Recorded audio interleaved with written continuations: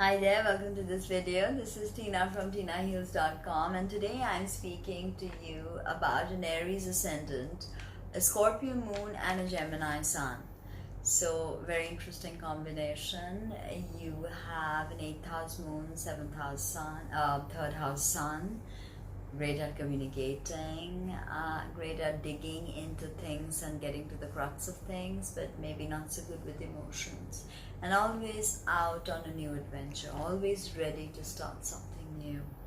So you have your ascendant in Aries, which is cardinal fire yang, and it is the archetype of the pioneer, the initiator.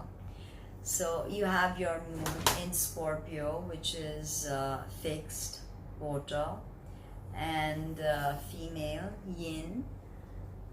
And moon is not very good in the 8th house or in Scorpio. So there are a few problematic houses, 4 actually, 3rd, 6th, 8th and 12th.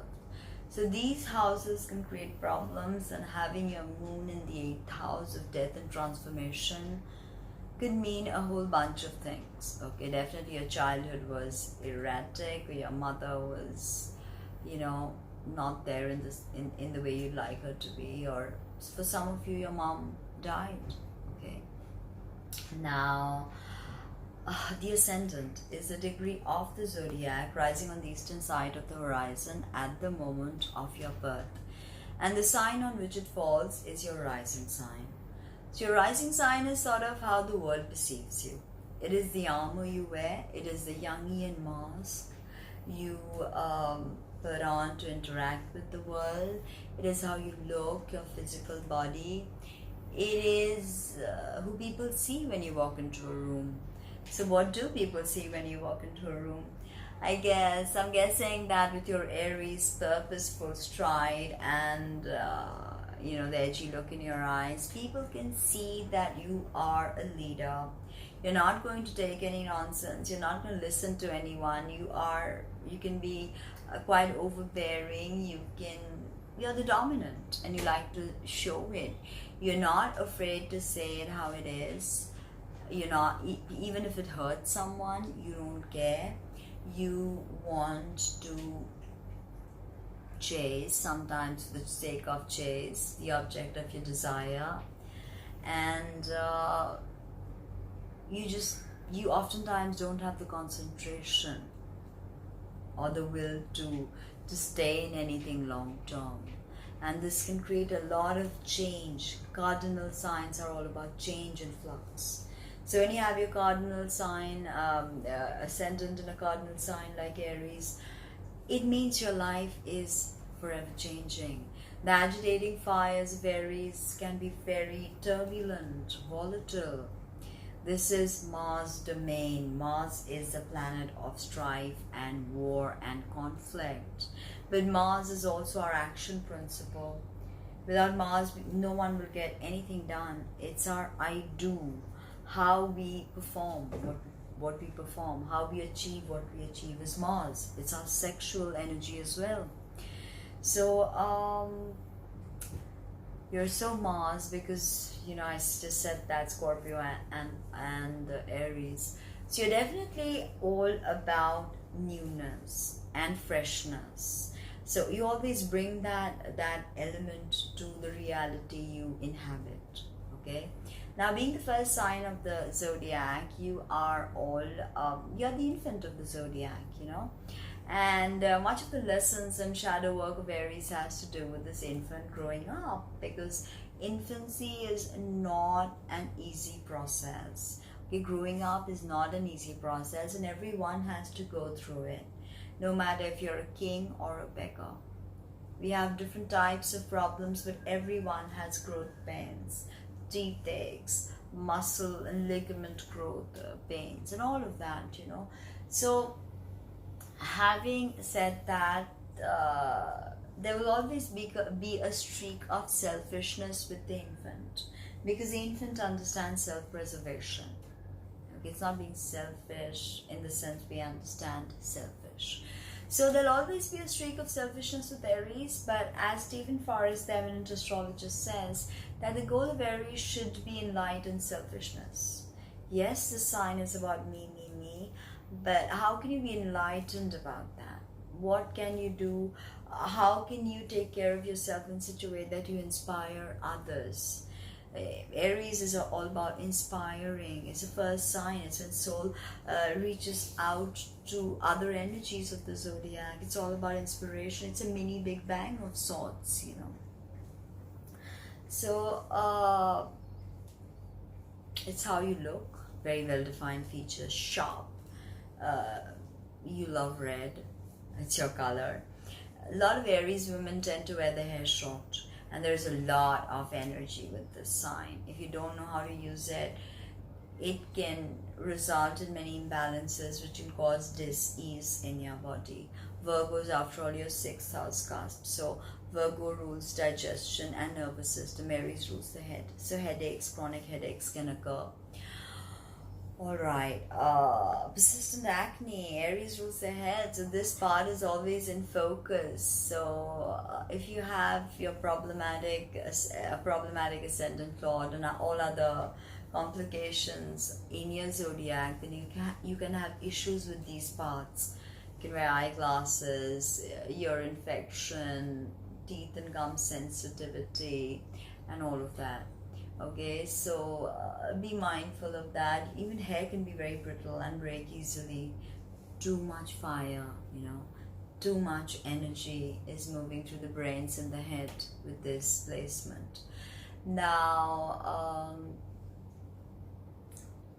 Aries, okay, so definitely during hard aspects of Mars to any of your natal planet, be careful of accidents, driving under the influence, fires, road rage, violence. You can be quite angry. You can get quite angry. Okay, and you can just suddenly have an intense outburst. You're so, Scorpio moon's always, you know, simmering. That anger is simmering somewhere. Now, very swift moving, very swift. Go even with your Gemini sun, swift thoughts, swift moving. Okay. Your metabolism, but be careful of what you put in your stomach. It's your 6th house. What you eat can result in direct migraines if it's not correct. Now, having your moon in Scorpio, moon is how you connect your mother, childhood, emotions, ESP, compassion, nurturing, the idea of giving, receiving, nurturing. So all of this is the moon. It's also your everyday habit patterns. The moon in Scorpio can be turbulent, powerful, forceful, very intense, tremendous sexual stamina, okay, with the moon in Scorpio. And you want really soul penetrative sex, right? You could be very intuitive, very psychic with moon in Scorpio if you're balancing it out. Very psychic, you're interested in the occult for sure. This is the archetype of the investigator, ruled by Mars, Pluto. Mars, action, I do. Pluto, death, transformation, alchemical transformation. Okay? It can be very wise. Scorpios are usually very wise, maybe not so much in their younger years, but as they grow older, they tend to have this gravitas about them, especially moon in Scorpio. There's a tremendous secretive element to this placement. You never truly open up to anybody, and you can hold grudges forever. I mean, why are you letting somebody else live rent-free in your head? Just let it go. Let go of your ruthless Martian streak, because remember that the sole ruler of Aries is Mercury. So ultimately this is about the higher mind, okay? Not just about war and strife and conflict and competition, right? Very, very intense, can be very protective, super protective Scorpio moons. And now, your mother may have had a lot of secrets. Moon's also your childhood. Your childhood could have been seeped in secrets. Something to do with family trauma. Scorpio rules the sexual organs and the elimination organs. So both, sexual organs procreate and create, right? Elimination, discard. So you see the dual purpose of Scorpio, how it manifests in the physical body by ruling the sexual process as well as the elimination process. So Scorpio is about understanding the path of magic and alchemy and transmuting the base into something much higher. Again, speaking of duality, we cannot ignore your sun, your Gemini sun. Sun is your father. It's your goals, your ambitions. It's how you want the world to perceive you. You have an 8th house moon, by the way. I was about to say 8th house is problematic, and moon in the 8th can mean many things. You can even get an inheritance from your mother sometime, or from a matriarchal lineage. It could even be valuable information. Scorpio is definitely about information because it likes to dig deep. Now back to Gemini sun. You have a 3rd house sun in a rulership, so in a very exalted position. Sun is exalted in Aries, but sun does very well in Gemini. So this is definitely about communication, and you can do so many things. You can even be a general in the army. You can be in strategy with your Scorpio moon and your Aries and Gemini. You can be a strategist. Okay, you can be even interested in blogging about something deeply psychological, even mysteries, occult. You could have a YouTube channel that deals with all of this. Moon and Sun in Gemini is about, your father could be very two-faced or very distracted, never emotionally available. Now what I want to say with Aries, Scorpio and Gemini is that all of this not great with emotions. So always touch base with your emotions. I've covered the ascendant and moon more than the sun, but the sun information is out everywhere. So with the Gemini sun, you're essentially out to experience and communicate. So both Aries and Gemini, you are out to experience and communicate extroversion. But with Scorpio comes introversion. So I guess you put out a more extroverted side of you, but you're really not that extroverted. So I'd call you an ambivert. I guess that could work. You have to, Gemini is tremendously polarized. So you have to integrate that polarity and bring focus and concentration into whatever you're doing. You're lucky you have the Scorpio moon. If you trigger it passionately, it will stay with you and stick on a task with you and get a lot achieved. And your sun in Gemini will harmoniously send that information out to your audience. So if you like what you hear, please subscribe, comment, like, share, and if you don't like, please let me know why you don't like it.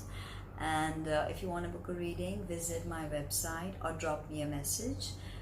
It's www.tinahills.com. Find me on Facebook and on Instagram. Take care. See you.